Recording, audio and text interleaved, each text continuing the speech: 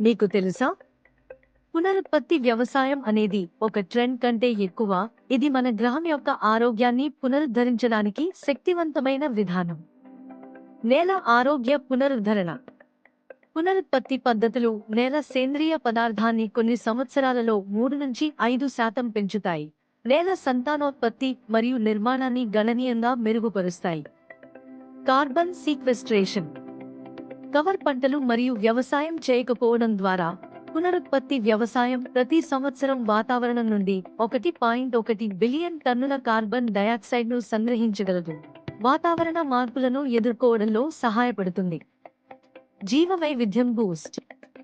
పునరుత్పత్తి వ్యవసాయంలో విభిన్న పంటల భ్రమణాలు మరియు సేంద్రియ పద్ధతులు జీవవైవిధ్యాన్ని మెరుగుపరుస్తాయి, ఆరోగ్యకరమైన పర్యావరణ వ్యవస్థలు మరియు మరింత స్థితిస్థాపక వ్యవసాయ వ్యవస్థలకు దారితీస్తాయి. నీటి నిలుపుదల. పునరుత్పత్తి వ్యవస్థలలో ఆరోగ్యకరమైన, బాగా నిర్మాణాత్మకమైన నేలలు 20% ఎక్కువ నీటిని నిలుపుకోగలవు. సాంప్రదాయ పద్ధతుల అవసరాన్ని తగ్గించి కరువు నిరోధకతను మెరుగుపరుస్తాయి. మెరుగైన పోషక సైక్లింగ్.